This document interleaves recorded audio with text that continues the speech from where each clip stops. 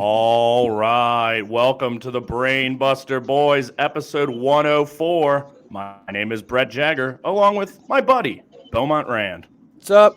Howdy. What's going on? Oh, not too much. I think we know what's up. We have a special guest with us here today to start off right off the top of the show. He is a man we have seen main event 2 consecutive indie shows we have been to, both at Wrestle Arts Indianapolis and here in Louisville at Derby City Wrestling. He is from my hometown of Cincinnati, although far away from where I grew up, but the greater Cincinnati area. He is the dead ringer, Aaron Williams. Aaron, welcome to the Brainbuster Boys. Thanks for joining us. Thank you guys for having me. I'm excited to talk to you and see what we're about to get into. Yeah, absolutely. Well, I know we read an article that actually mentioned your inspiration for Mortal Kombat. Yeah. So it's funny you're wearing the shirt, and Bo is a big Mortal Kombat guy. I'll just let him kick it off. Let me show you my credentials, dead ringer Aaron Williams. I got this little arcade game, this mini game that like starts up the first game here. It was a gift for an ex that never got it. So I just repurposed it as my own. So actually, yeah, but it plays the first game. So I did read, kind of what you were saying in that article behind the inspiration behind your current in-ring character, dead ringer Aaron Williams. I know you said the Droogs, from Clockwork Orange, which is very noticeable. But you also said Mortal Kombat, and I was curious, were there any particular characters from Mortal Kombat or things from Mortal Kombat that inspired that? With Mortal Kombat, with the Dead Ringer character, it's a lot more about my style, I think, than anything else. But there are like things about certain characters that I do kind of still pull from. Like my look is very sleek and kind of classy looking. Which I always kind of thought Shao Kahn was kind of a sleek looking dude. Oh yeah, with the helmet on. Or not Kahn, Shang Tsung. Sorry. Shang Tsung. Oh yeah. So I always pictured him as probably like the real sleazy, classy looking dude, Yeah.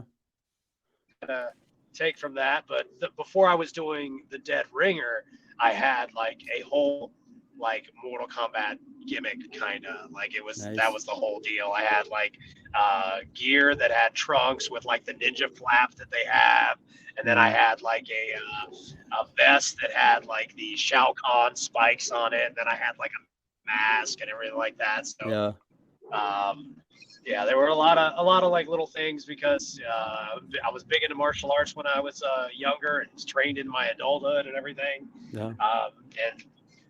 Mortal Kombat is one of the things that just kind of stuck with me. Oh yeah, big fan. And so if you had to say who would be out of all the people you wrestled the Goro of all the people you've wrestled? Ooh, that's a good question. Shoot. Hoodfoot? Let me think. It could be Hoodfoot, him and his forearms, I think he could pull it off. Sure, yeah. I just saw you had wrestled him like 10 days ago in New Albany, and we're both big Hoodfoot guys after seeing him at Wrestle Arts a couple times. So we got to bring that up. Yeah, he's a good dude, man. I like Hoodfoot a lot. He's deathmatch madman, right? I mean, gosh. Mm-hmm. You can tell that just by looking at his back. Yeah. Yes, you can. And I've known him a pretty long time. I think I knew him before he started doing death matches and stuff, and I would have never guessed that he would have went down that road. But he's gone down it, and he has excelled increasingly. He just keeps doing bigger and more impressive things as he goes.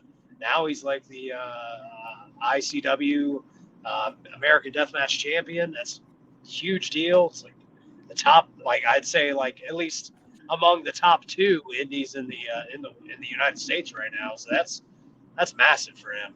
Yeah, absolutely. Well, so would he be your Goro, or do you got a different answer here? What would you say, Aldis? Was Nick Aldis more of the Motaro of people you fought? I guess that's oddly fitting, man. It is, yeah. It's oddly fitting. That's wild. Yeah. Yeah, like like when I think about like the Goro character of just being like this big, massive, impressive human being. I've never got to wrestle him yet, actually, but it's been played at me like 2 or 3 times, and it just never worked out. But it might be Justin Kyle. I'm Justin not familiar with him. Yeah. Justin Really, Kyle. he's a Yeah. big dude out of I think up north Indiana, maybe. We're He both wrestles definitely for, like, kind of new. AWR. He does a lot of deathmatch stuff. And, We're both he newer, Mr. kind of in the Chainsaw indies, Wrestling he does. in the indie scene, but definitely a Oh, name we'll have okay. to keep. We'll Yeah. definitely have to keep our eye out for that, and definitely have to look him up Right as on. well. But Yeah. let's go back to Nick Aldis, because that Yeah. is when we first saw you main eventing Wrestle Arts 8. Like I said, pretty new to the indies, and just a little bit about us. Like, I'm kind of the diehard wrestling fan. Bo is kind of the casual who's been brought along and gives a completely different perspective on things. But so I was certainly familiar with you, and obviously being from Cincinnati, but that was the first time I'd actually ever seen you wrestle. And I'll say all I could hear and it said all I could hear about you was, this guy's been one of the best guys on the indies for over a decade, one of the best kept secrets in wrestling, on and on from many different people. And it was true. That match was awesome. And you got a big, big W there. What was it like wrestling him and getting the victory that night? Well, I mean, wrestling was him in general was like so. It was very cool because I have a pretty good reputation about me, but I never really get to have those like matches with big names. It's just not a thing I ever get. It never comes my way. And when Wrestle Arts approached me, they were like, "Hey, we want you to come in and we'd like you to wrestle Nick Aldis." I was like, "Shoot, you're joking, right? Like that's a joke." Yeah. And they're like, "No, that's legit. That's what we want." Well, shoot, yeah, I'll come and do that. And I almost expected like a week to get there, and then him like the promoter to message me like, "Hey man, Aldis had to pull out. Sorry, my bad." Because that's happened I don't know how many times. Yeah. But you know, like we got there, like I think I was still hesitant even getting to the building. I was like, something's gonna happen. He's just not gonna show up. Something's gonna happen. And then when he did show up and I saw him, I was like, oh wow, that is a big man. That's what we thought too. Yeah. Like he definitely stood out there. That's for sure. Yeah, like that. He is just like the TV was deceptive, man. Like he is a large human being. Yeah. So like I was a little bit. I mean, I can't say I was really. I was intimidated by his size, but I knew that once we got in there, I'd be able to hang. I didn't really know that I was going to be able to, you know, pick up probably arguably the biggest win I've ever had. But yeah, I was pretty happy with that whole night. Actually, it was a really good experience. He was a completely professional human being, which is awesome. You know, like it's sometimes you don't get that. Sometimes you get guys who have been places and done some stuff, and then they come, for lack of a better phrase, they come down to our level, and they're kind of egotistical, kind of man it in. Yeah, that's what I said to Bo. I'm like, he's obviously by far the biggest name here. You know, it wouldn't shock me if he came in and just did what he needed to do, got in, got out, mailed it in. But I was so impressed. Like, he was engaging with the crowd with so those much. kids too, getting those kids. And I mean, that's you. a testament to you too. You know, like I think that heel work obviously in that match was excellent. But you could just tell Aldis was really into it, and I think that probably had to help you. I mean, and again, great match. And I was going to ask, got to be one of the biggest victories of your career, and you just said it. Yeah. It definitely was. I mean, I've been blessed enough to have some pretty cool things happen for me and achieve some pretty cool goals. Like I've won some pretty prestigious tournaments. I've beaten guys from Japan and stuff like that. Before he was the household name that he is now, I've even beaten Jon Moxley quite a few times. I know. I looked it up, and I got some questions about that, but we'll get there a little bit later. Okay, that's fine. But yeah, man, he was getting to work with, a guy who literally, like I feel, at least personally, kind of put the NWA back on the map. For sure. Before he won that title and started doing stuff with it and trying to make it matter again, it was a dead promotion. I mean, honestly, It's what it was.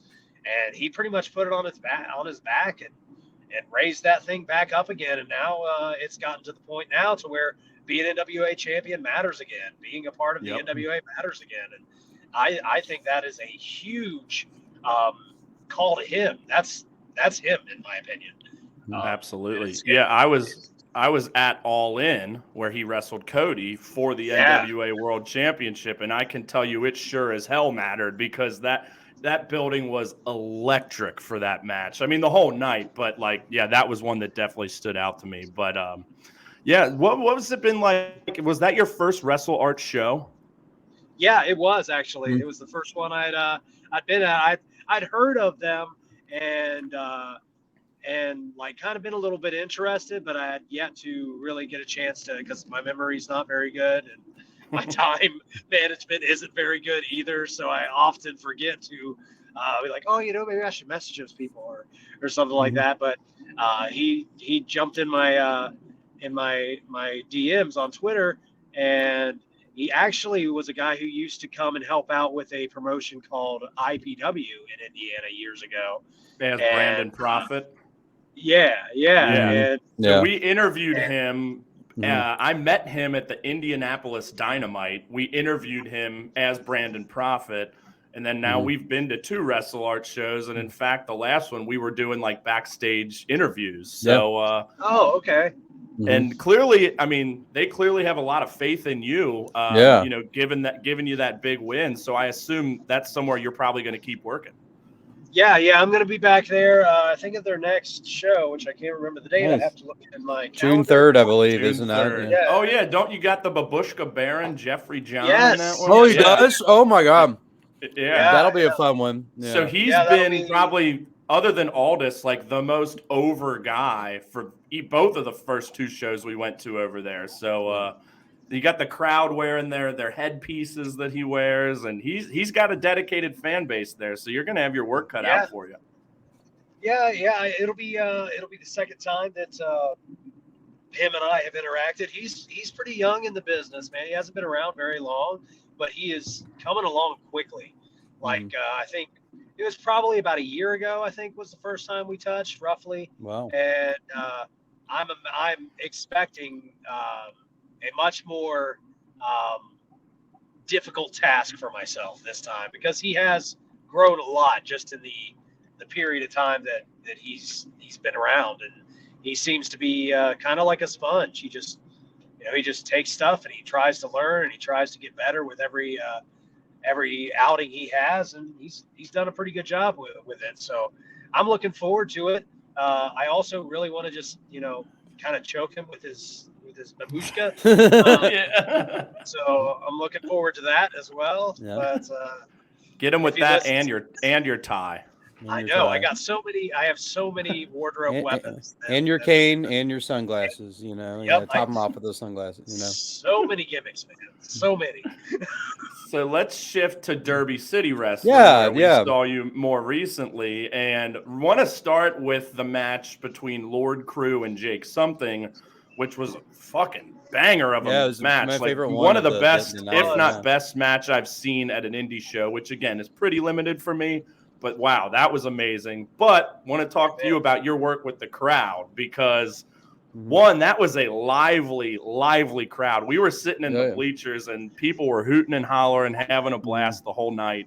But we definitely got a kick out of just your constant interaction with the crowd and just kind of continually shitting on the crowd, for lack of a better term, and obviously pulling for your boy, the heel, Lord Crew. But it was just constant entertainment for us. But talk about that match and kind of how much fun it is, being a second at ringside.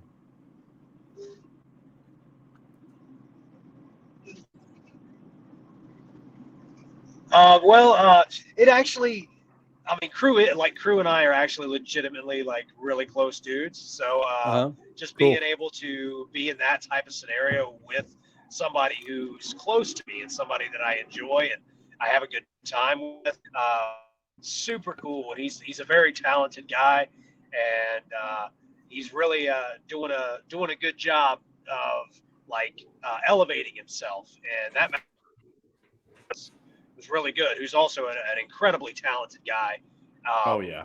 Who I've got to work with on a couple of occasions, and like, but being a second is always like a really good time. It's fun because you get to pay attention to the things that maybe when you're working or you're in the ring, you don't really get to pay attention to as much. Like you try to, but there's so much going on in between the ropes that sometimes you are pulled away, and sometimes you got to focus on another thing. But when you're a second, you can kind of like pay attention to the crowd and see what they're really biting for, and see what they're really into, or what they really don't like, and you can usually like zero in on like certain people that are louder and really get them going. It's a lot of fun being a second. Like there's also an art to it as well, like because you can't be too much of a you can't pull too much, because you know the guys in the ring are the ones really doing the work, so you don't want to take away from them. You want to add to,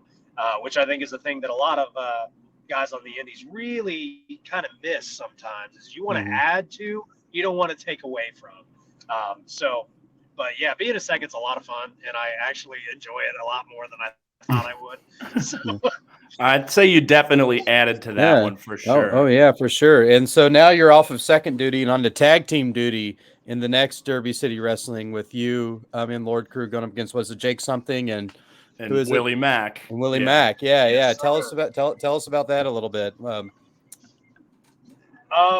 like I'm pretty familiar with Jake something. We've had a few run-ins in the past.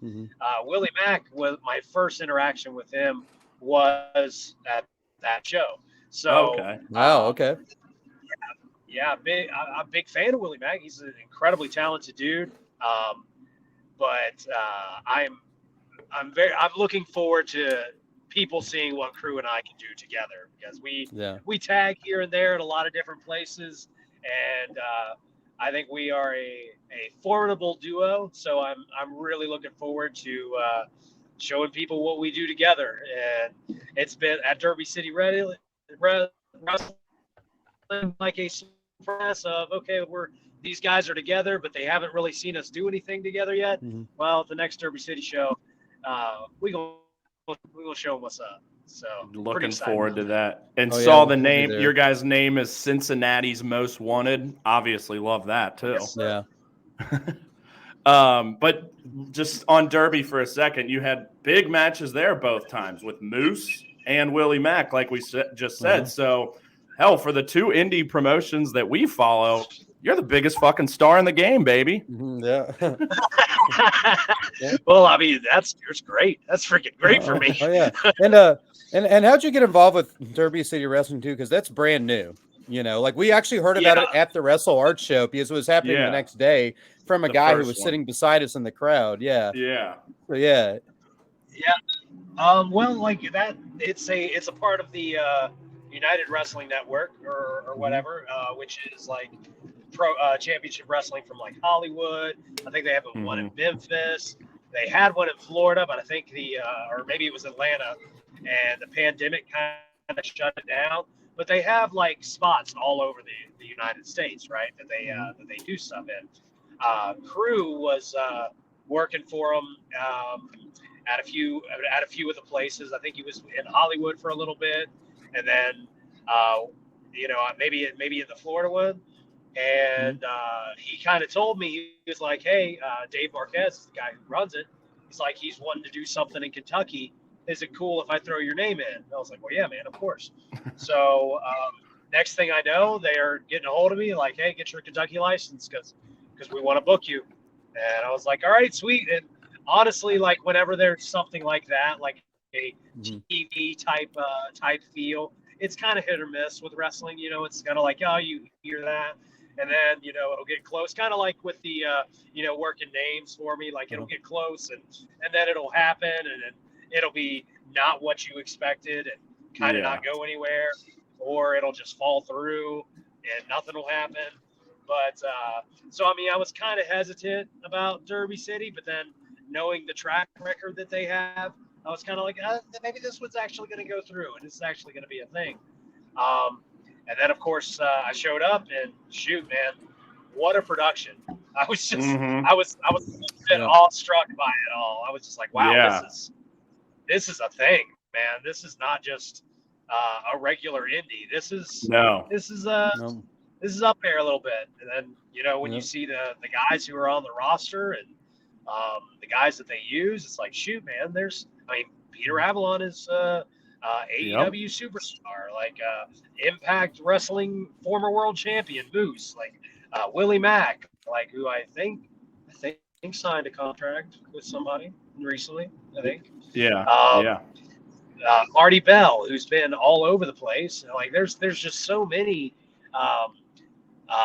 talented and well-known names connected to it, and it being in Louisville kind of makes it a big deal too, because Louisville's a huge wrestling town, and we're going to get to add to the legacy of both the United Wrestling Network and Louisville with Derby City, and I think they got some cool stuff ahead, and I'm really excited to be a part of it, and it's probably going to change wrestling in that area a lot. So I think it's just awesome. So long story. I mean, I kind of ran a little bit there, but long story short is okay. Crew got me there. Crew put me in their ear, and then that was that. There's nothing that Crew can't do. You know. That's right. But yeah, we were obviously like from going to Wrestle Arts to Derby City, and obviously no disrespect to Wrestle Arts, but it's just when you have a television product and that type of venue, it's just going to have a different look and feel. And we walked in there, and first off, that building was huge. Yeah, and it was kind of like tucked back in the back corner. But yeah, that was a great venue, and like we said, raucous crowd. Everybody having fun, so we're definitely looking forward to seeing you there next time as well. But so I did want to pivot to Moxley. Do you remember? I was scrolling Cage Match earlier, just at some of your old matches. Do you remember a match against him in 2006 at Bellevue High School? I actually, at Bellevue, Kentucky, yes, I do. That was, I think, maybe our first or second singles match together, actually. Yeah. I bring that up. Go ahead. No, I was just going to say, like, I think we might have had, like, one prior to this or one right after it, but this is either the first or the second match we had together. So I brought that up. My mom went to Bellevue High School. I used to live in Bellevue. Really? My brother currently lives in Bellevue. So I, again, just saw that. I'm like, holy shit, Aaron Williams wrestled Moxley at Bellevue High School. So do you remember anything about that match at all? I do. I remember a lot of the interactions I had with Mox. Like we trained together, and I didn't realize it until he moved to nearly till he moved to Jersey. But like we actually lived like maybe 15 minutes from each other and never really like got together like just to hang out. Yeah. But that particular match I remember well because when I got to the venue, the card was different. Like, I think I was supposed to have like a tag match or something like that. And my partner ended up not being able to be there. So I think they then went to do a mixed tag with me and a young lady versus, I think, one of the guys I was in a tag feud with and another young lady. And then Moxley walked up to me and he's like, "Hey, what are you doing?" And I was like, "I think I'm doing this mixed tag." He's like, "Yeah, you're not doing that." I'm like, "Okay." He's like, "I'm gonna get changed. Hold on." And then he walks away, and I think I was in the ring, just kind of like rolling around and doing stuff. And eventually, like a few minutes go by, and he comes back to me. He's like, "Okay, we're working now. It's me and you." I was like, "Oh, okay, cool." He's He was like, yeah, just kind of like looked around the locker room, and I was like, I don't want to work any of these guys. I'll work Aaron. I was like, all right, That man. is a great impression. It is. Well, it looks like you obviously worked him a heck of a lot, in that 2006, 7, 8 time period. Just what was it like working with him before he was the superstar he is? But just tell us what that was like. Oh man, Mox was super cool, man. And the best thing about Moxley is he's still super cool. Like nothing, his fame changed him at all. He was always kind of kind of stay to himself type of dude, but super innovative. Like he always thinking like on another level from other people. In my opinion, and we're like, oh, I saw this spot. I think it'd be really, really cool to do. And then that was it. Then we do the spot. But with Moxley, it was different, man. Moxley like kind of looked at wrestling in a whole different manner. Like everything, like kind of made like deep sense to him. So it was a joy to win. Although we kind of started around. Actually, I might have started before him. He was like his mentality about the business made it to where I felt like I was learning from him all the time. Like the way he would just do his character and like just so many things about working with him was so cool. He never wanted to like overdo things. He wanted to do just enough stuff. And obviously he did it the right way because he was able to have the career and still have the career that he's having. So it was awesome getting to work with him. Super cool guy, super incredible talent. And he's a great wrestler too. He doesn't really implement it that much these days, but man, back then, Jon Moxley, and probably still now to this day, could probably out wrestle anybody. He's so good that it's criminal. Like, cause he's so good like with his character work, and then he's so good in the ring as well. That man, he's just, gosh. I wish I was working with him now. Yeah. Well, hey, maybe one day. Did he bleed as easily back then as he does now? I honestly think that during like one of the angles we worked, because we worked together at quite a few places, but one of the places we worked was HWA, like it's 2.0 or something, I think, because there were during the HWA years there was like the original. Then there was like it got sold, and then it was like a watered down version a little bit, and we worked during the kind of the watered down version a lot. But the matches were great. We had this one match in Norwood, and I used to do this spot where I would like kind of tree woe somebody, and then I'd just kick him in the face real hard. Well, Moxley was going through this period of time where he just found ways to bleed. So I put him in that position, and I kicked him in the face, and then he just powdered out, right? And I just kind of like chilled for a second, and then when I went to go and get him, I lifted him up, I grabbed him by his hair and lifted him up, and there was blood everywhere, and I thought I was in his face. And thankfully I didn't, but dang, man, terrifying. Did you connect with him? Did you connect with him pretty good? Like that you thought that could have happened? Yeah, I thought I did. I always thought that I was like real safe with a lot of my stuff, but occasionally you slip up. But that was a scary moment for old Aaron. But he was just like, it's fine, it's whatever. Bad man.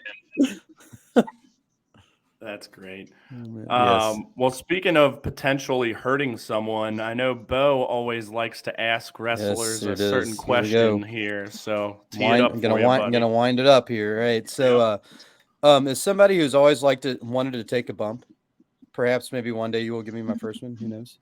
But okay. But I'm always curious. Like, out of all the moves that have been done to you, out of all the bumps you've taken, which has been the one that's hurt the most? Ooh, man, that is so hard. Oh gosh, let me Okay. It might be. I mean, okay. Yeah, I think I know what it is.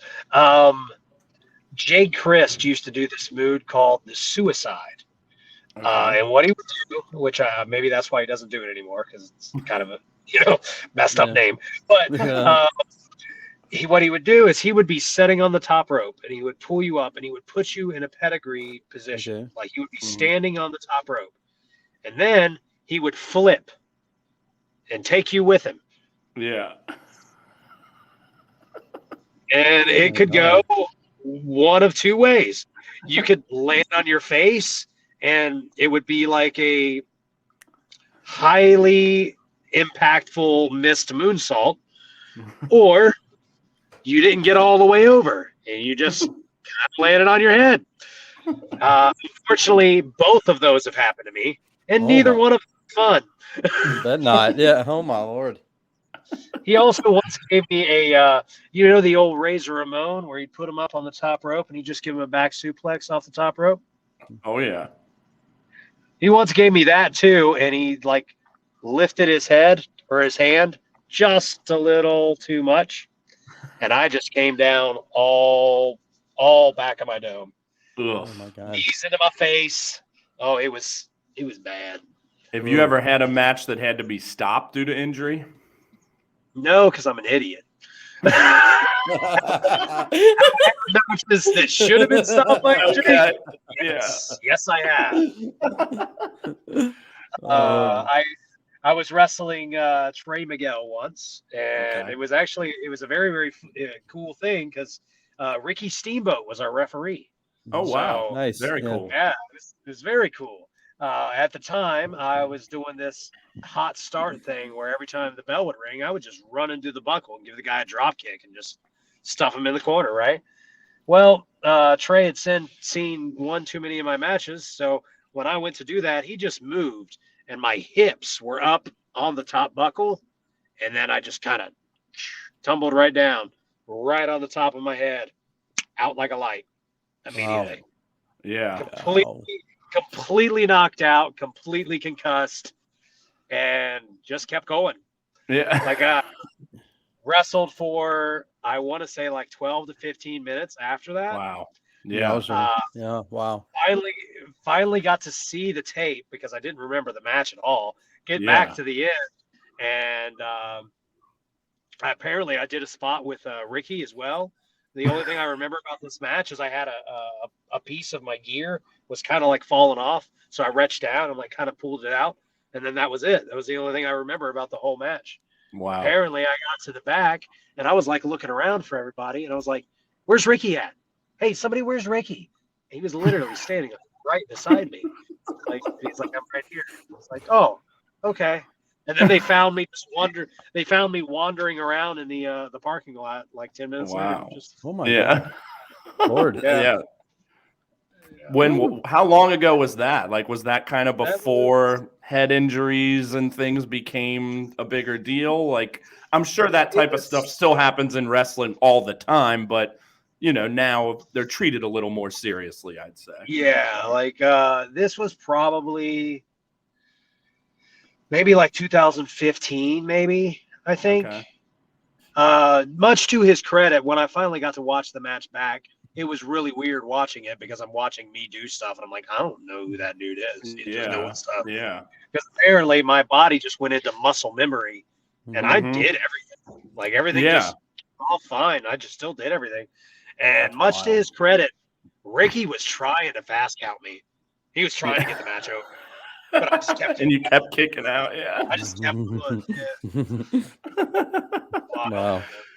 Yeah. Well, so I have a bit of an off-the-wall funny question here about matches. So this is I want to give my boy Travis from the Wrestle Special credit, which I think you may have even met him many years ago because he used to cover Rockstar Pro way back in the day. He had a show called The Knife Edged Chop back then. But anyway. I think I recall that, yeah.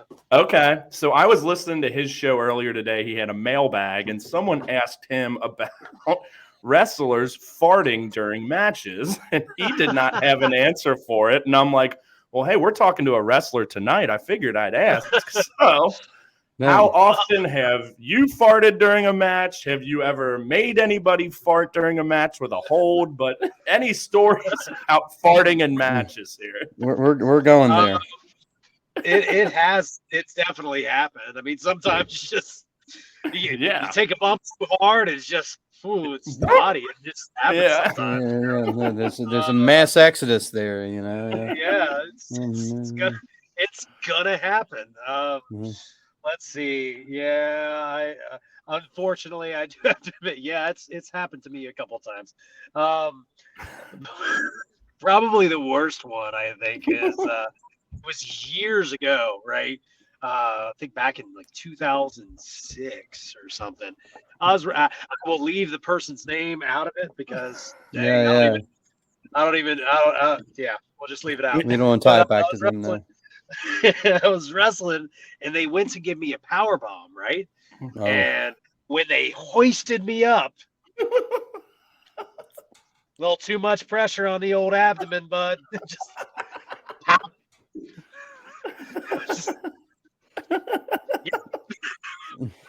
That's excellent. Felt terrible for it, but it happens, man. Yeah, you can't control it sometimes. Yeah, so that is cool. That is classic. Do you have any matches you've had? Obviously, you've had hundreds, maybe even thousands, in nearly a 20-year career. But what are some of your favorite matches that you've ever had? Oh man, that's a really tough. Like I try to answer that like in my own head sometimes. It is hard. I've had like over 2,000 matches. Okay. Easily. Yeah. I can say like there are some people that I really, really enjoy working with. And most of those probably happen with them. The match that I had with Jon Moxley in Norwood where he bled is probably one of my favorite matches. I really enjoyed that match. I was probably terrible then, and it's probably not nearly as good as I think it was in my head. But I just remember really enjoying that match. He seemed to put a lot into it. The promo he cut after it was fantastic. Just a lot of good things went behind that match. Let's see.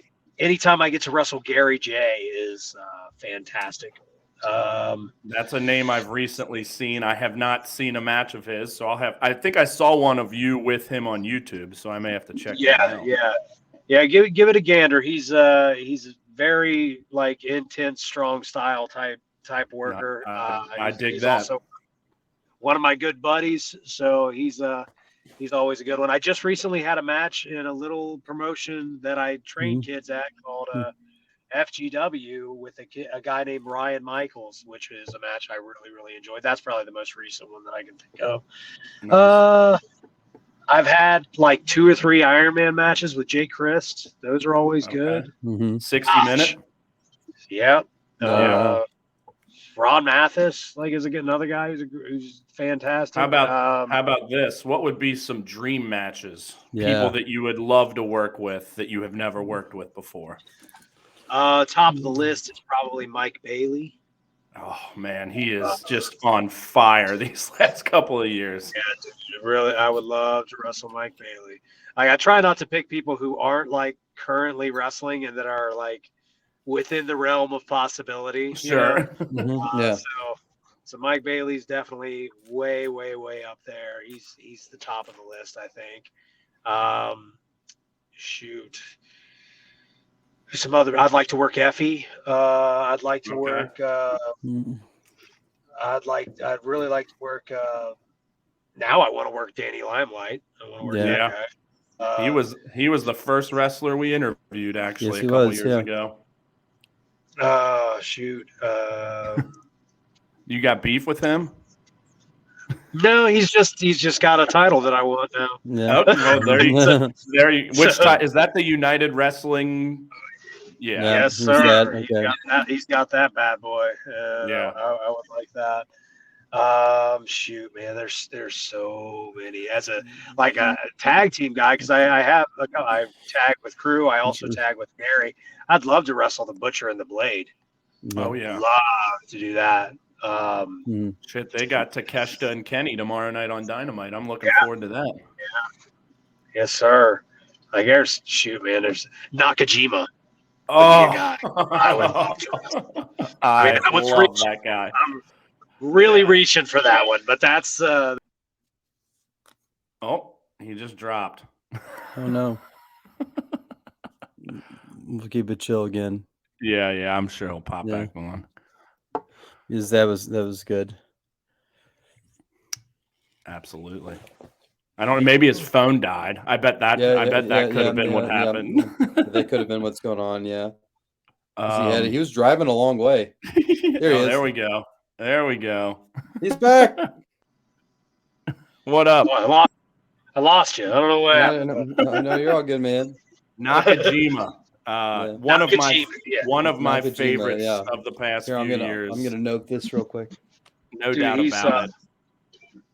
Yeah, he's so good, and he's like there's so many guys that are like incredible like athletes and just can do anything, and that's great, and I love that. But I really love a guy who can tell me a story with just the way he moves. Oh yeah, Nakajima is that guy, man. He's a dude that can just. He's been doing it since he was like 15 at a very high level too. So yeah. Man. Yeah, I remember seeing tapes when he was like still in like white and green trunks. Yeah, and like a baby face, and gosh. Yeah.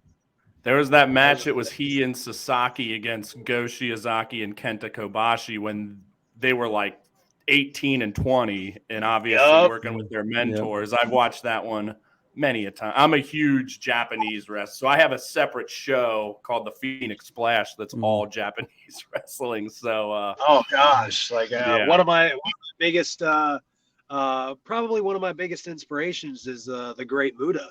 So like, that's and he just finally hung it up. Yeah, he did, and I actually I'm going to show you anyway, although it's kind of weird. Like, can you see that? Nice. Yeah, there you go. Yeah. Yeah, I just got that yesterday, actually. Oh, that's awesome. Yeah. But yeah, man, there's like, gosh, so many incredible guys that I really want to wrestle. Like, what Japanese guys have you worked with? Because I remember you said have you worked in Japan or just against some Japanese guys? I've worked against some Japanese guys. I worked. I haven't gotten to go to Japan yet. Okay. Hopefully, I'll get to do that before I hang it up. Yeah. I got to wrestle Rin Narita a couple years back. Yeah. For a place called Black Label Pro out in Crown. Yeah, I'm familiar. And then I've wrestled. Narita is just like a spitting image of Shibata at this point. It's unbelievable. Dude, he's very good, and I really, really enjoyed the match I had with him. Actually, that's another one that's like for multiple reasons too. Like there's, like that's a style that I really like. I really enjoy that hard hitting, like in your face style. And I've been told by countless amounts of people who have been to Japan, dude, if you could just go to Japan once, you'd blow up. I'm like, oh, yeah, gosh, that's great, but like, that's the problem. And I've wrestled Shigehiro Irie, about 3 or 4 times, I think. Always have a good time with him. I want to say there's like another one, but I can't recall who it was. But yeah, I think that's it. Yeah. I mean, Noah has been bringing over a lot more foreign talent lately. Like you see, guys like Saxon Huxley's getting tag title shots over there. So I don't know, like from your point of view, like how do you get on their radar? Do you just like send someone a tape? But like, if there's a specific, like, let's just say Noah, for example, like you want to work in Noah, like what would your process be of trying to get over there? That's like always a tough thing, man, with wrestling because what we what we do is a lot of who you know and like Sure. right time, right place type stuff. So it's kind of hard. Like just in the States, it's hard. Yeah. So like across the world in another country, it's like, ooh, man. Like I think you kind of just have to know the right people, and maybe there are some cases that you just happen to get seen by the right person, or you send something Yeah. over there and the right person sees it and they like you and they're just like, oh yeah, so let's bring this guy over. Like I know some of the GCW talent has gotten to go over there for Noah and stuff. There's like that's always been a bit of a tough thing for me, is figuring out, okay, because a lot of the time it is definitely a who you know type thing, and basically sure. who's willing to say they know you, Yeah, Like, for sure. Well, I feel like I've been asking a bunch here. Bo, you got anything else What on else the we top got? of your mind here? So what's sort of next for the dead ringer Aaron Williams? What's what do you kind of hope to sort of accomplish in the ring, kind of in the next year or two? I would love to do some stuff for either AEW or Ring of Honor. Nice. Yeah. That's kind of like a loose goal for me, is something I would like to do. Even if it's just like doing some dark tapings or anything like that. Ring of Honor is like a kind of a big one for me. Yeah. I've got to do a couple of their like tryout camps and stuff before when they were owned by Sinclair. And just like when I started training is when they started to like really start rolling. So like just to be able to be like, yeah, like I kind of feel like we're on the same trajectory, and I've just never gotten to get there. So I hope that it's right been really will good. come up. It's been really good since they've started the weekly TV as well. So yeah. Yeah, like I really, really hope that something like that going to happen.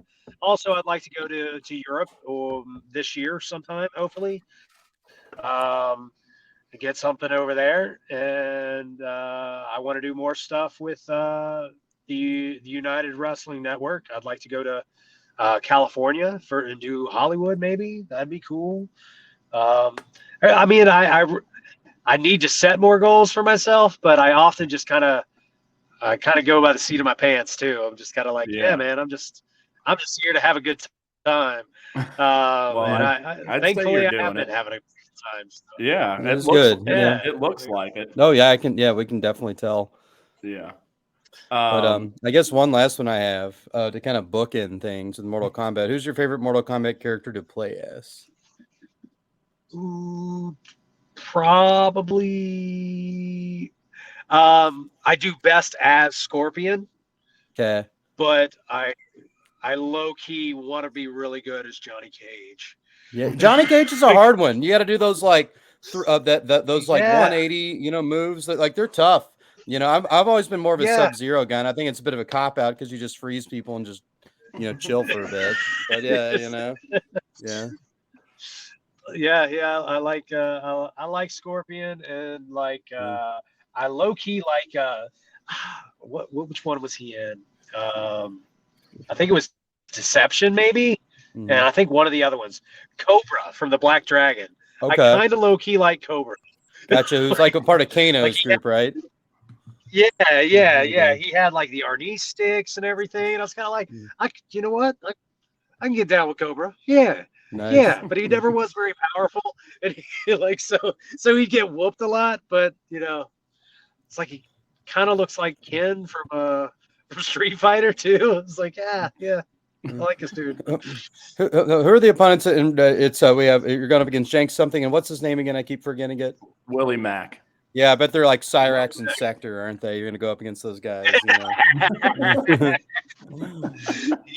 we'll have to knock the battery acid out of him. You know what I'm saying? Yeah, man. Blow them fools up. We'll go on Mortal Kombat Armageddon on them, and just like there we go. We don't talk about that movie. It's a geek. We'll get you out of here shortly. Seriously, thank you so much Thank for you, doing man. this. Yeah. We appreciate it. This is a But lot I'd of be fun. remiss to not ask some Cincinnati questions. Oh, Are yeah. you a Reds or Bengals fan? I am a baseball fan more than I am a Okay. Bengals fan. I can't Yeah. really say that I've kept up. I know that they're kind of like hit and miss this year. Like apparently they do well for a couple games and then they tank for like Yeah, they're down to like 7-15 again, and they started out okay. I mean, they're still in the midst of a rebuild, but yeah, it's still always fun to get out to the ballpark though. Yeah, I love going to ball games. It's a lot of good memories as a kid. Like I used to watch ball games with my grandpa, and I think that's kind of one of the things that made me fall in love with it so much. That's how Crew's I a big was football too. guy. Okay. Yeah, Crew's a big football guy. I hate the cold, so I ain't about to sit outside and watch people throw the ball back and forth. I ain't about that. It's like, no, it's got to be warm. I want my ice cream and my little Reds hat. I want a hot dog. Yeah, that's what I want. Hell yeah. What about Skyline Gold Star? You got a preference? Do you like them? I like them both. Okay. But I have been leaning towards the Skyline side a little bit lately, mainly because, as well as I do, here in Cincinnati, you can't be a fan of both. It's like Brett and Sean out here. You got to choose one or the other. You can't do both. But I try to ride the line. Well, funny enough, we just got followed by Gold Star on Twitter today, so we won't tell them that. But No. Yeah, we were just talking about their chicken sandwich. Apparently, they got a chicken sandwich, and I tweeted out, I was like, "Where were you when Gold Star entered the chicken sandwich wars?" And they loved it so much, Gosh, they followed you for it. Nice. Yeah. But we used to. Our podcast was actually born in Northern Kentucky, and that's when we would do the early show together in person and shit. I feel like more often than not, we'd be getting some Gold Star or Dixie Chili. I don't know if what do you think about Dixie Chili? I've had Dixie Chili. Yeah, it's good shit. Yeah, very good. Yeah. Alligators all the way. Yeah, but I'm a fan of all of them, so I think I'm not going to make you choose. And obviously, since we got Gold Star to follow us, we like them. So I prefer Gold Star's conies, but Skyline's three ways. Yeah. See, I think I'm kind of that way. Like, although I think I'm opposite. I think I prefer Skyline's conies and Gold Star's three ways. But they're all either great. You can't go wrong. Yeah, no, I'd have to say I'm a Gold Star Coney Skyline three-way, especially Skyline's got that Greek salad, like a three-way and a Greek salad, very underrated combo, gotta say. I will say though, if you want conies and fries, Gold Star, they got the good crinkle cut fries. Skyline's fries, they were just pitiful, and I'm like, guys, I know you can do better. They got the shoestring fries, and then Dixie's got the waffle fries, which are good. Yeah. Especially if you're going like the chili trees fry route, you definitely want that. Yeah. You don't want you don't want the smooth boys. No, you gotta get that cream. It's gotta get trapped in there. Yeah. There's nothing like going to that Dixie Chili in Newport and getting 2 alligators, waffle fries, and then putting on the Titanic soundtrack on the jukebox. That sounds like a great time. Oh man. Any other do you still live in the Cincy area?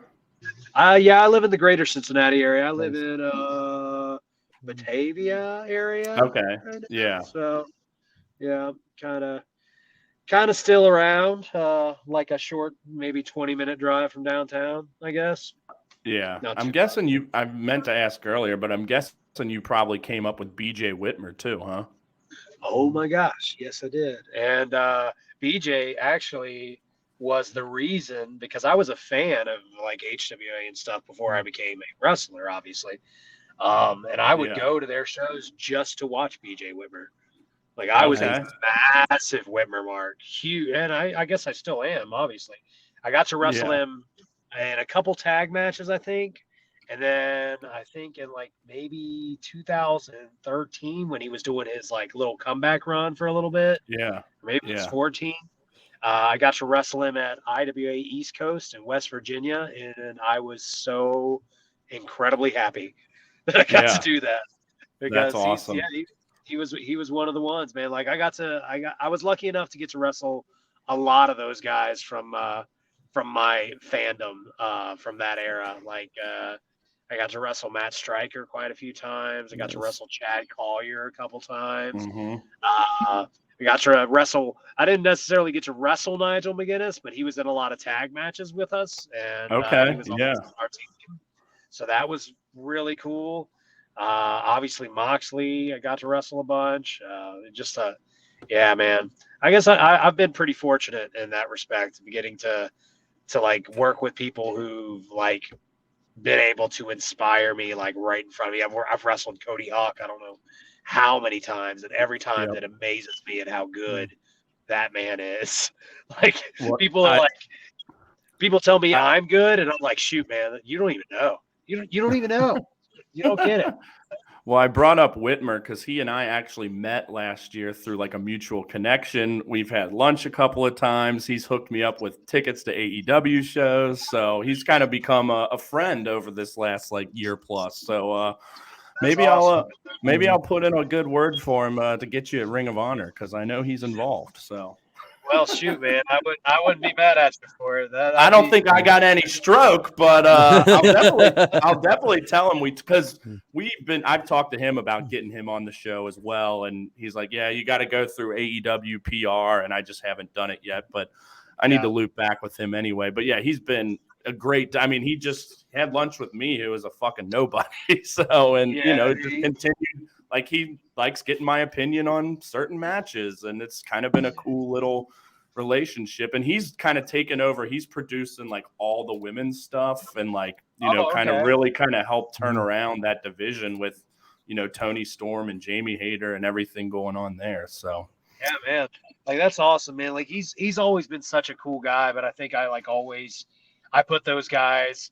To me, they're on a pedestal to me. Like I look at guys like Whitmer and obviously like Nigel and Cody and Stryker and like even Pepper Parks, who's the Blade and stuff like that. Like I put all those dudes like up here, man. Like those guys are the top notch dudes to me. So it's weird for me to be like, oh yeah, I guess we're kind of peers. I guess I could like ask you or something or talk to you about it, but I feel so odd about it.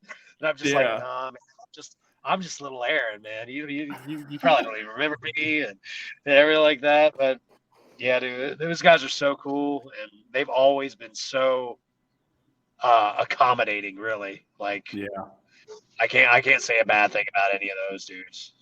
Hell yeah. Well, last thing, because I totally forgot to mention it earlier when we talked about Rockstar Pro, a good friend of ours, High Five Tom, said he first saw you in Rockstar Pro, has always been a big fan, and just wanted to ask about your time there and what it was like working at Rockstar Pro up in Dayton, Ohio. Like Rockstar Pro was like it was a labor of love in a lot of ways. Like I got to be a heel there for the first time. I met some really, really good friends there. It had its ups and downs, I think, because any job does, especially one that you're at for a long time. And I was at Rockstar from day one till the day it closed its doors, really. Oh wow! So like there were a lot of like hills and valleys and stuff, but overall, I definitely enjoyed my time there. I got to work with a lot of incredibly talented dudes there, and a lot of guys who have gone on to do great things. Like I got to work with Joe Casey in that building. I got to work with Shane Strickland like 3 times in that building. I got to work with Tommy End there or Malachi Black. Yep. He's the man. Yeah, dude. So good. So good. And such like, and he's got like such a good mind too. Cause like I think I worked with him there, and then from there we went to CZW in New Jersey to do Best of the Best, where I got to work with him there too. And this entire 13-hour car drive, this dude was just dropping bombs of knowledge, not just about wrestling, but about life, man. And it was just such a cool experience, and he's such a cool dude, and he's always been kind. But yeah, man, like it was cool to work there and kind of be a pillar there for a long time.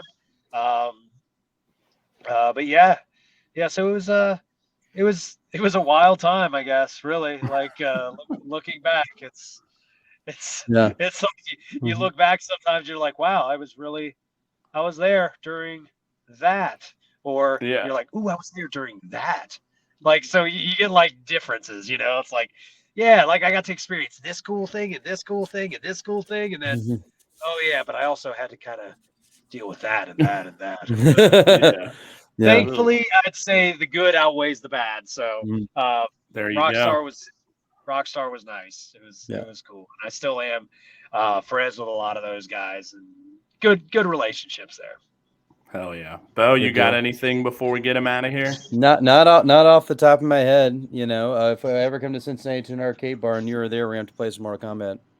Absolutely. Do Yes. it. Yeah. Yes. Well, Mhm. hell yeah, Aaron. Thank you again. This was awesome. I presume we'll probably be seeing you at Derby City and Wrestle Arts here coming up in about a month plus. So we will Yep. stay in touch and looking forward to seeing you in the ring again. Sure. Awesome. Thank you guys. No problem. Thank you, man. Absolutely. Take care, brother. We appreciate it. See ya. See you. Take care. Take care. All right. All right. Oh man. All right. We good, guys? Yeah, we're good. We're good, man. Yeah. Thanks for staying with us for sure. No Yeah. problem, man. Thanks, guys. Had a lot of Yeah. fun. Thank All you. right. You too. Awesome. Yeah, Thanks, you. Aaron. Take care. See it. All right, I'm gonna go pee real quick and then we'll do Yeah. this. Yeah. You You take just want to keep it rolling, and you can just cut this dead spot. Yeah, because I think if we end recording, that means we got to start it all over again. Yeah. And we'll just Yeah. pick up with we can just talk about that for a second and then just go into Do SmackDown. we want to do an ad? Oh yeah, probably. Or we can just use. Let me Or see. we could. Hang on. What was the last one we did? I can't. Did we do tax? Tax Which day. tax season's technically over now? So All right, let me see. We have shit. Easter copy 2023 NFL draft. they're perfect. I mean, tis the week. All right, here. Let me. I will. Yeah, send it, and then I'm gonna pee and get some water as well. All right, so. here. Yeah, I'm gonna forward this email to you. Tight. That was great, by the way. He was like just so down to earth, so cool. Like I feel like he would have kept going. Yeah, like sure. I could see it change from day to night in his car. And I was like, yeah. right. But yeah, that was. I mean, I figured an hour when I didn't really have anything else. But yeah, that was really really good. Yeah, everything that I can think of. So sweet. All right, we'll be back in a sec.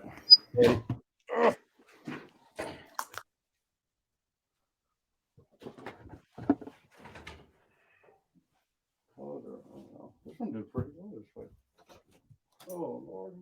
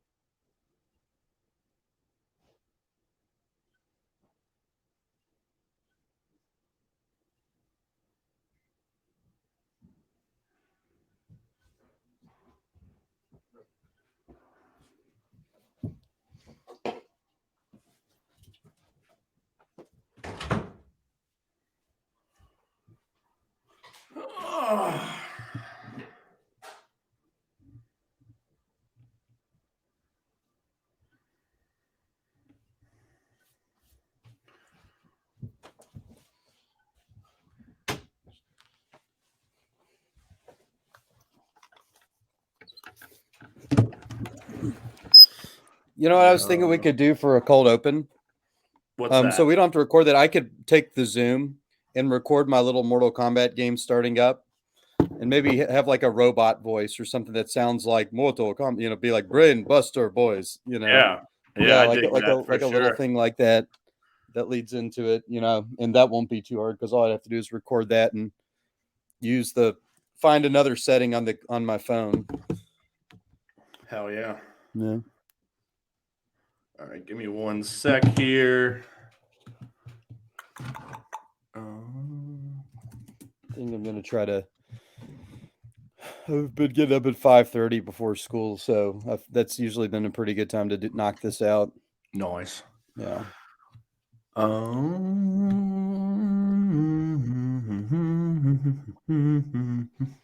Where is SmackDown? There we go. Oh, fuck. Come on. Come on. All right. Yeah, I guess if you want to write this time down when we resume. Yeah. Hang on 1 second. I got some text message back here. Yeah, you're good. And yeah, we'll just kick it off just with quick kind of just follow up about the interview. All right.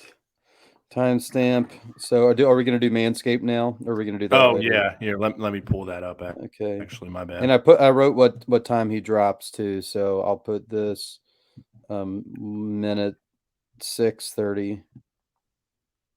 NFL draft mail.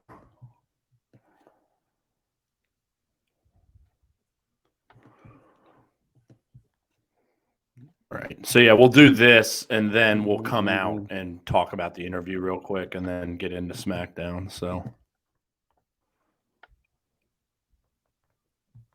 all right. Whenever you're ready. all right, 1 sec. Fuck. Oh yeah, we can put in the NFL draft sound here. The yeah. Oh yeah, Okay. that. Yeah. It's da-da-da-da-da-da-da-da. The NFL draft is here, and the most exciting prospect is the prospect of being perfectly groomed head to toe with our friends at Manscaped. Manscaped has long had elite downfield play with their Lawnmower 4.0, but in 2023, they have the rookie sensation Beard Hedger to ensure the face of your franchise is a pretty one.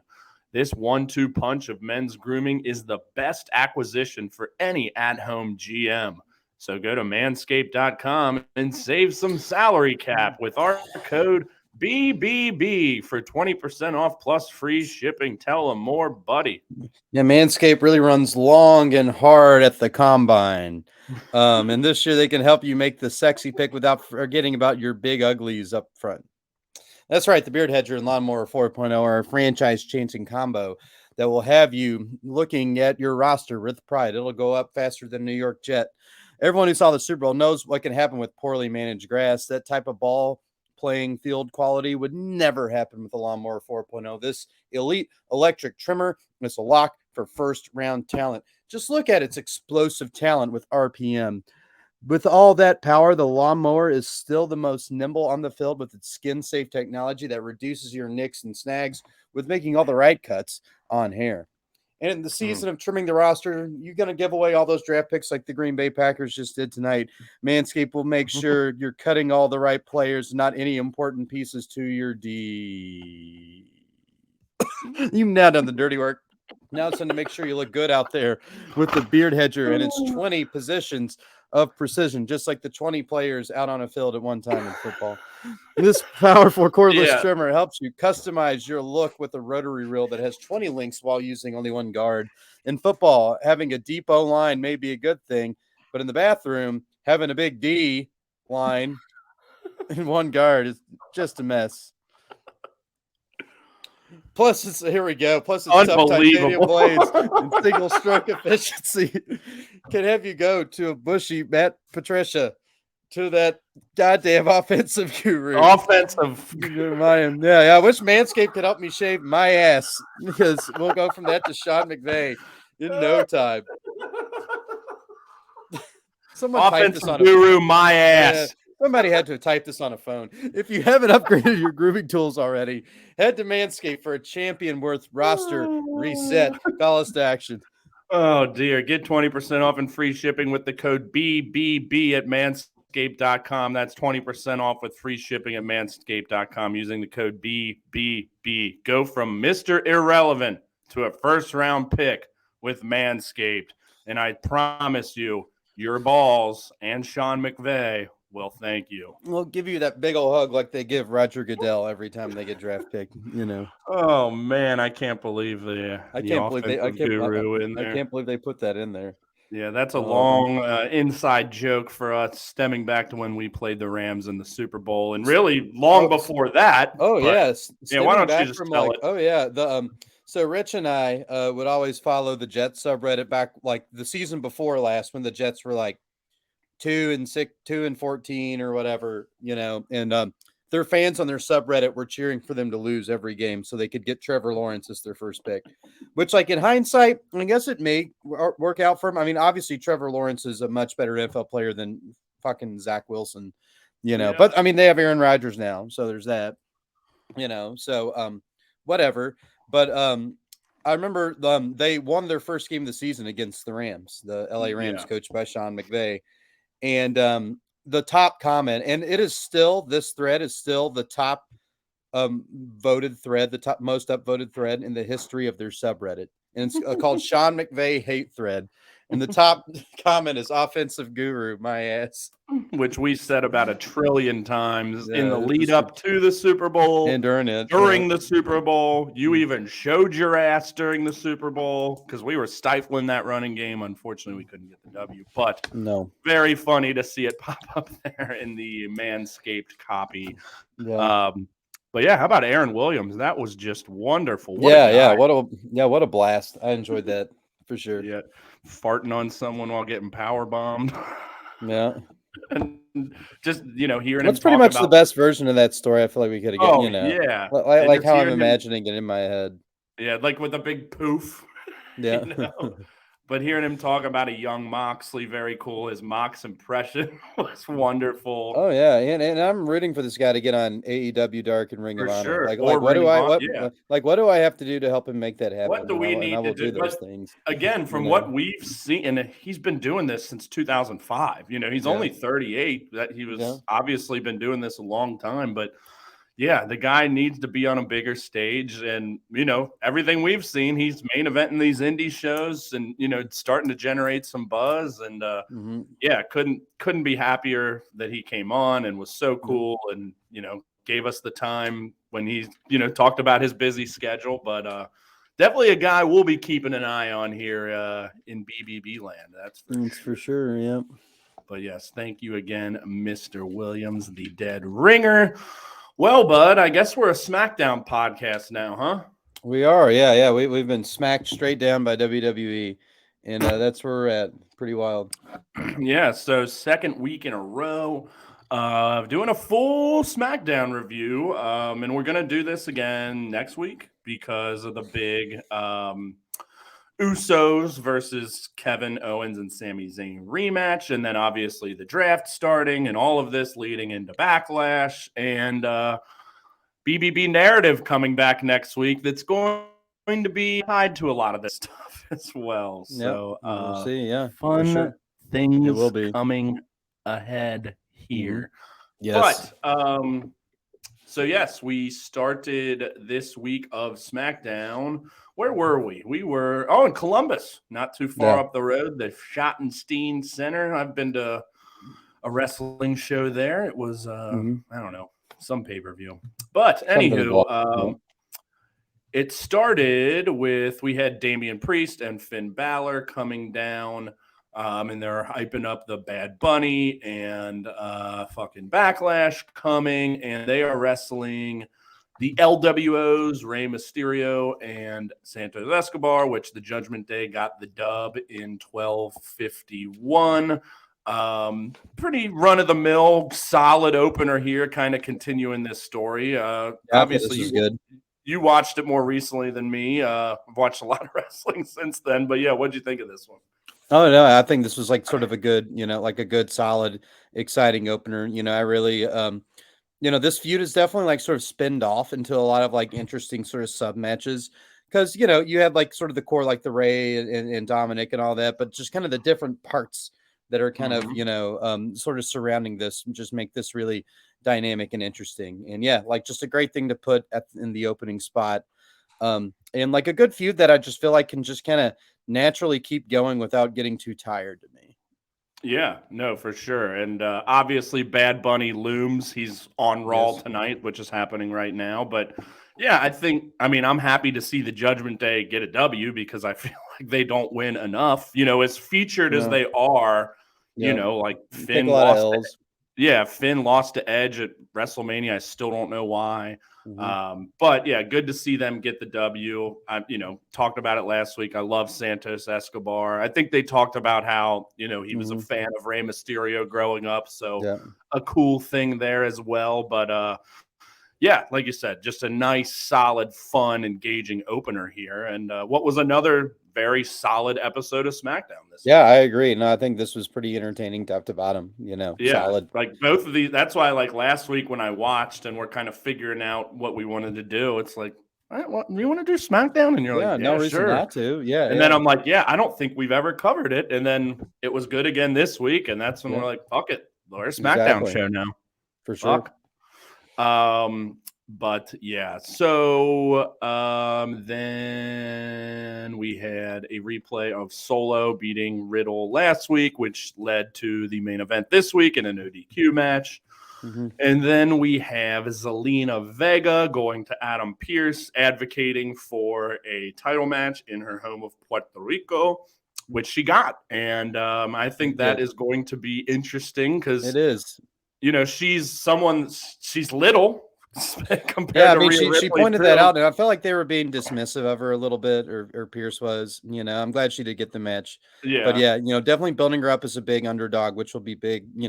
Good crowd stuff. Yeah, so. Yeah. I mean, she ain't gonna win, but I think there'll be some good moments in that match, and someone that I don't even know. She probably has had a women's championship match, but. She started as Andrade's manager and has kind of always been that managerial figure. I know she won like the Queen of the Ring tournament they had a year or two ago, but yeah, big spot for her, and I'm looking forward to it. Mm-hmm.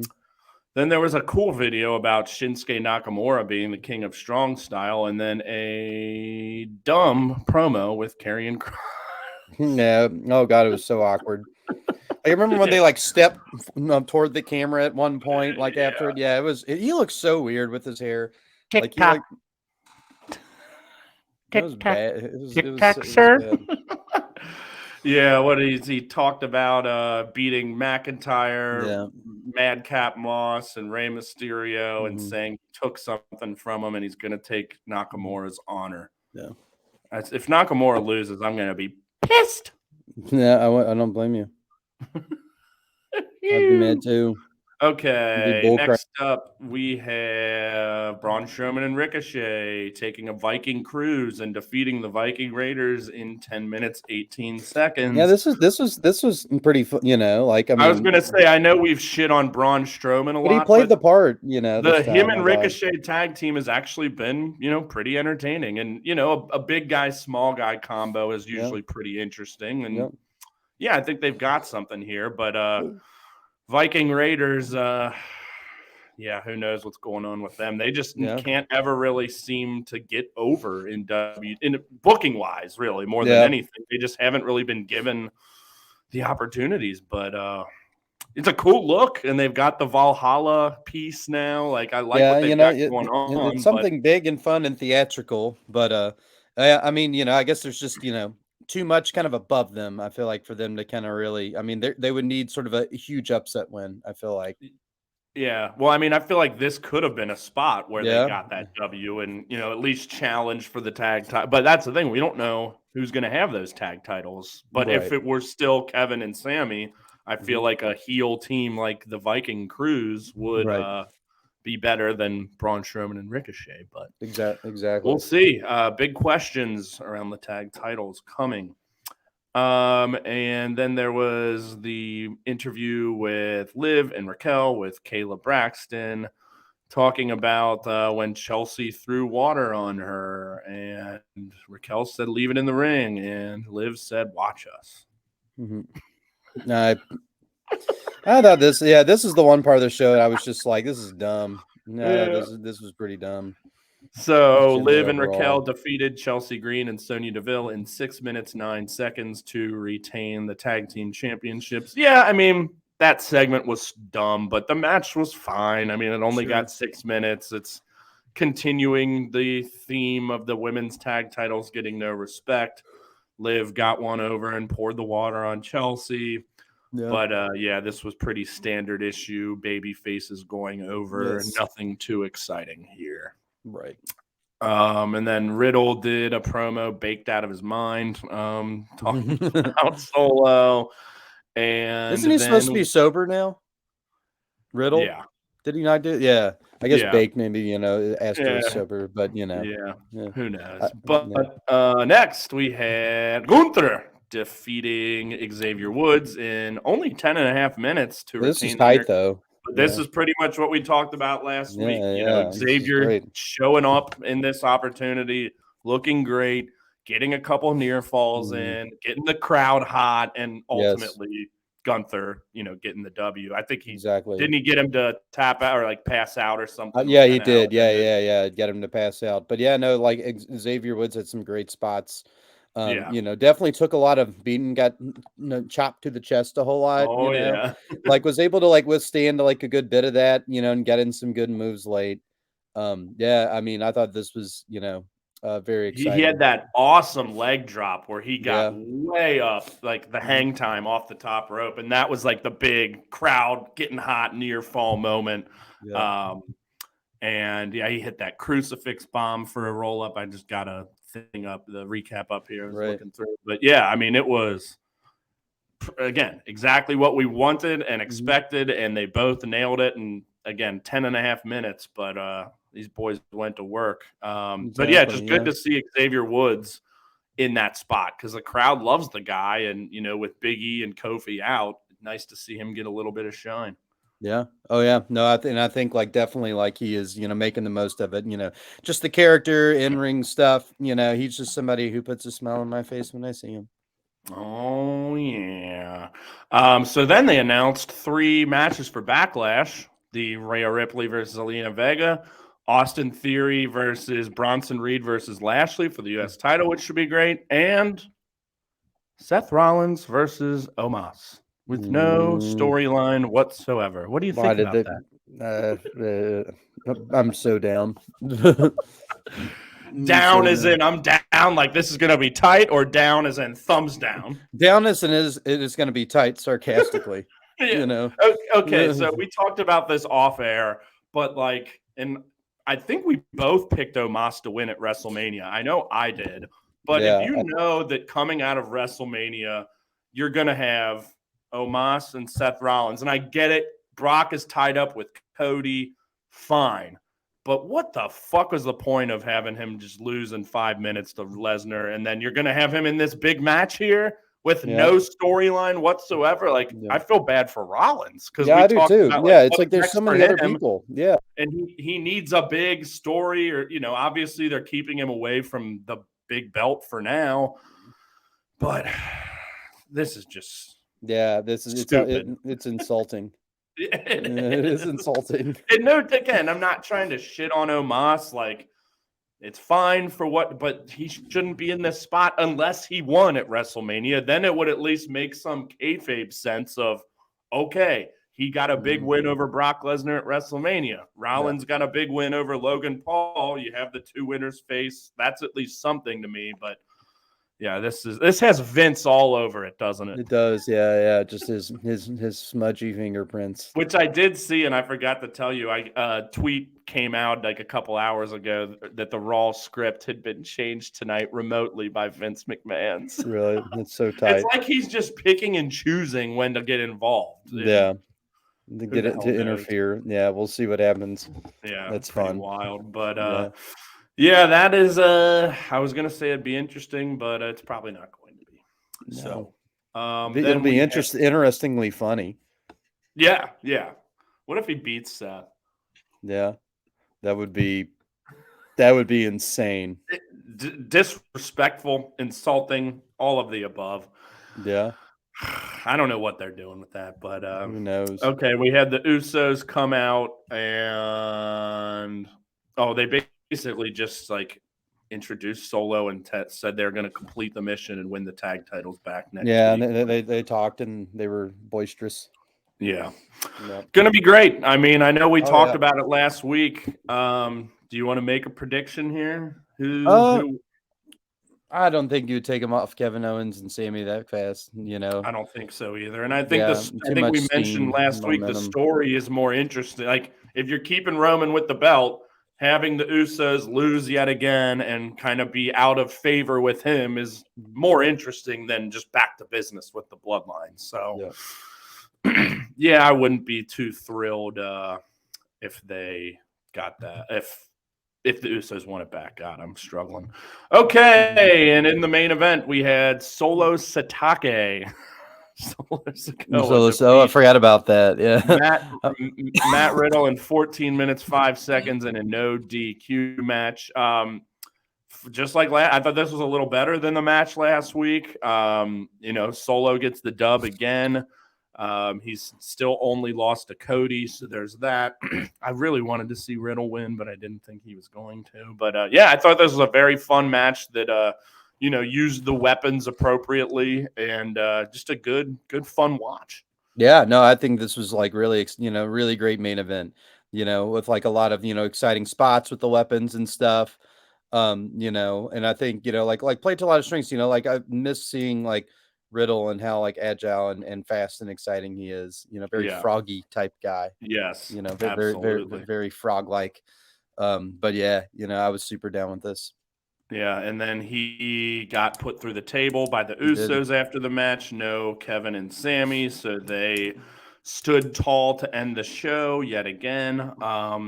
Be interesting to see because Reigns, other than I believe the first Raw after WrestleMania, I don't know if he's been on TV since then. I mean, you would think he would show up at the pay-per-view at some point, but I guess next week would be kind of the real telling thing.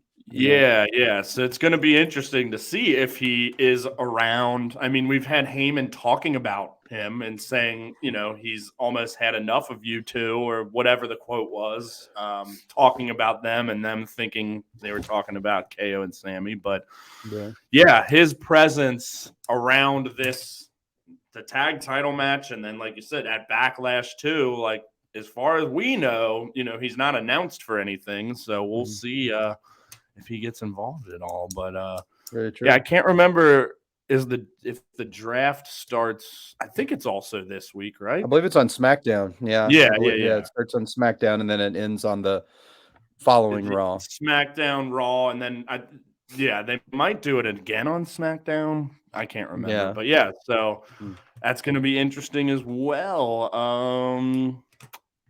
Yeah, that was pretty quick. Yeah. I mean, how many matches were in that show? Was there just 4? 5? 4 or 5? There were 5. 5, yeah. Yeah. Lot of promos and stuff. A lot of in between, Had that kind of Raw DNA in that a little bit, but but still a great show, I thought. Yeah, definitely very enjoyable top to bottom. The women's tag was meh, but it wasn't like anything offensive or anything. Yeah, but, and it was in a spot where like it could be that and not really fuck with shit too much. Yeah, shit. Well, obviously we went about an hour with Aaron Williams, so that was tight. This was pretty brief. We'll have the tag title match next week. We'll have some new storyline stuff.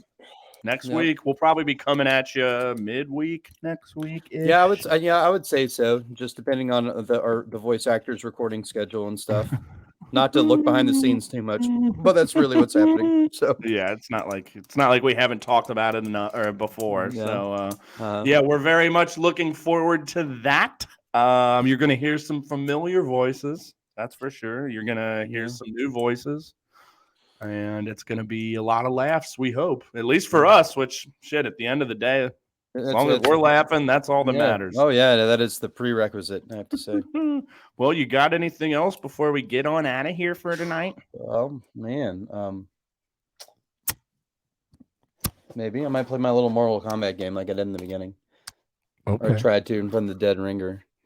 Oh wow. Yeah. Oh, I did notice like when he came in the video, obviously we got bumped up a little bit, so you were like slightly covered by the Manscaped thing. Not much. Oh no! Like, I kept having to like stick my head down. You know, I almost my face was just visible right here. It was fine. You know, I was almost gonna be like, dude, you can take that down, but I just didn't want to interrupt things. But anywho, yeah, cool. You know, the word code has many different definitions. The Shaolin martial arts tournament is governed by a system of rules and a conduct and ethical code. This is literally what this is. Wow. The combatants respect each other as warriors, no matter what degree of hatred they have for one another. A code of honor. Another type of code could be defined as an arbitrary system of symbols or letters for transmitting messages, a secret code. Mortal Kombat adheres to many codes, but does it contain one? Dun, dun, dun. I feel like that's a good thing to leave people with. Yeah. Have a good one. Later. See ya.